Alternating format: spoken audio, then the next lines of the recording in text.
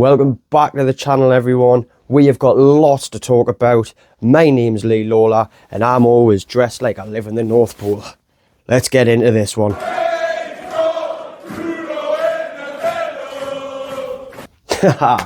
All jokes aside, hi guys, how you doing? It has been a minute. It's good to be back. I hope you've all had a great new year, a great Christmas. Me, Emmy, Amanda and Amanda's young'un Lola, we've all had an absolutely excellent one, so we'll wish the same back to yourselves. Look, we've got a fair bit to discuss. So obviously you would have caught up with the women's podcast. If you haven't, bing, get amongst that right there. We've got Dave and Lorraine on that one mainly, and we'll discuss sort of the players in the season. And as per usual, me and Dave don't agree on many things, but still love you to bits, Dave. It was a great little podcast. Make sure you go and have a look at that. Now, I want to start off with the one that personally I predicted this to happen, and I think a lot of Newcastle fans knew it was going to happen, but, and I don't like the name of it, but Newcastle United women to take part in Drinking in the Bowl pilot. Tell me Americans have had a hand to do with that without telling us, you know what I mean? But anyways, drinking in the bowl, drinking in the stands, essentially. We're all drinking in the stands. I think it was obvious that we were going to be part of it. We've literally just come away from multiple seasons of being able to drink in the stands, and there's never been an issue. I think it's a one way. In the women's game, it's very different. There's families. It's not people wanting to get absolutely tanked up and just walk out of that place smashed like you would normally see at a men's game. And no slight to that, by the way. Like, that's the culture there at the men's games. It's not the women's game. It's a family event. You're there to have fun. You have a couple of pints, you know. I think it's great. There isn't a lot to be said about it. You've got your Newcastle United women's home fixtures at Kingston Park will see supporters able to drink alcohol in the stands as part of a pilot scheme during the remainder of the 24-25 season. Alongside fellow Barclays Women's Championship outfits Birmingham City, Bristol City and Southampton, the club will take part in the trial as the Women's Professional League Limited, WPLL, continues to look at new ways to improve the matchday experience of fans. Doesn't include the cup game, so this Sunday against Forest, which I'm going to get into talking about a little bit in a minute. It doesn't include that game. It's literally just for the league games. But I think it was obvious that we were going to get it. We've already proven for a few years that we're fully capable of bringing a good image. And at the end of the day, the WPLL are going to want to have a good image come out of this. They're not going to pick clubs who haven't done it before and give them this experience. They're going to go for it with clubs who have done it before because you want a positive result. Make what you will. But for me, I think it's a great thing, and I think it's going to continue to show the progression that's being made in women's football and the difference in the men's game and the women's game. But yeah, moving on to the next one, and that is Forest this Sunday. That has been confirmed as Forest with a goal from Welling, their top scorer. Seen Forest go 1-0 against Burnley, and they move on to the next round in which they face us, the mighty Mags.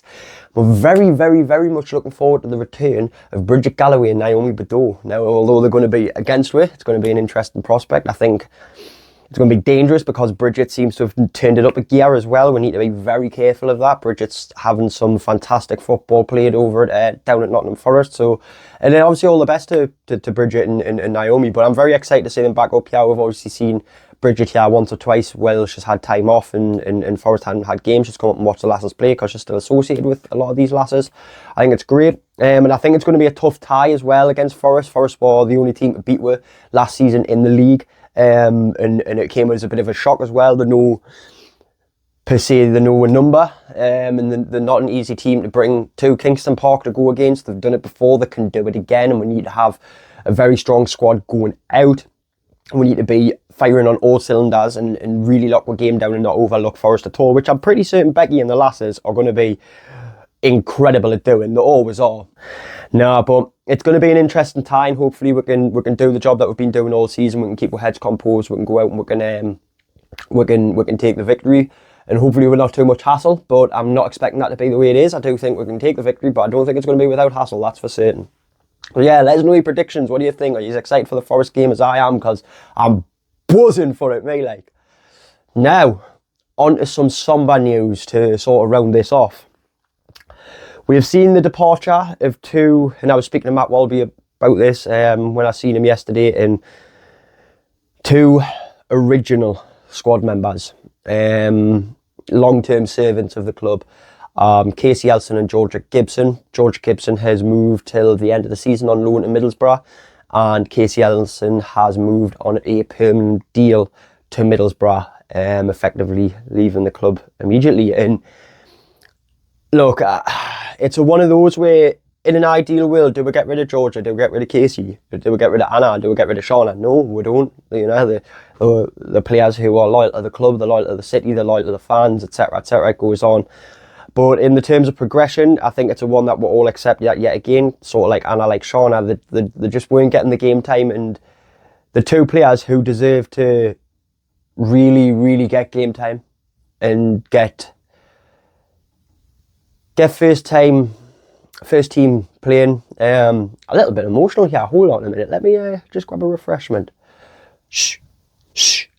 That's better. Nice cappuccino. Lovely jubbly. Look, it's going to be sad seeing them go, but you know, a player like Casey Elson is going to get first team play on the Middlesbrough squad. Yes, it's going to be rotation because they've got some brilliant players, especially when it comes to the wing, forward and midfield. But she's going to be out there getting much more time than what she is here at Newcastle United.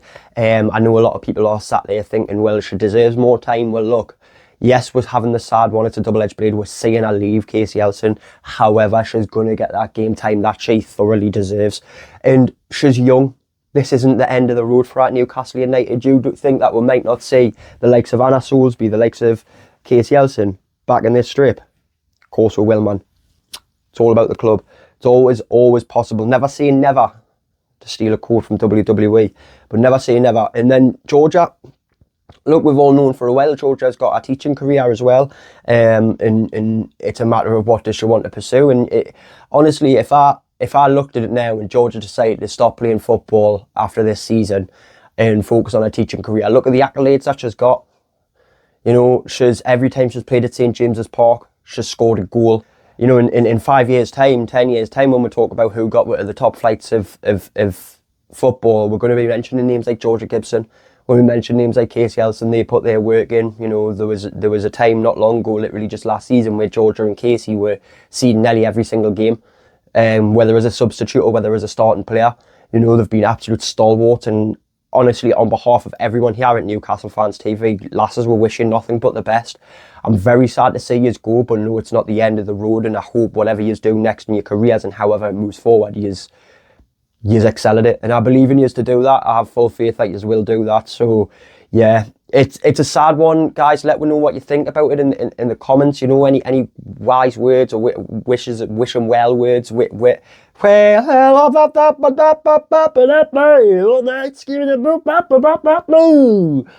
you well, Casey Elson and George Gibson.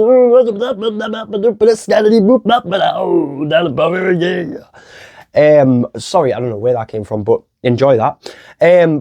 Yeah, we wish them well. Anyone who wants to wish them well, drop it down in the comments. I'm sure Georgia and Casey are going to say these. You know, they've got all the heart, all the support, and thank you to the families as well. You know, especially like Pete and Claire.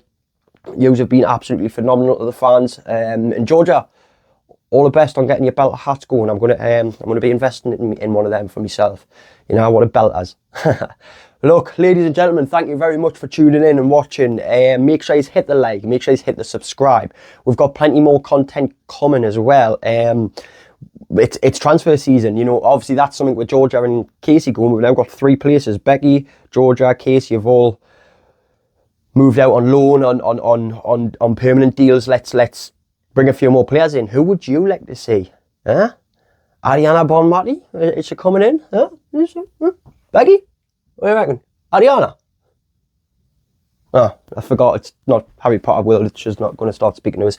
Anyways, look, let's see what happens going forward. Like I say, hit the like, hit the subscribe. Thank you very much for watching. And we'll see you in the next one. And if not, we'll see you Sunday, Monday. Cup tie. Let's go. How are the lasses?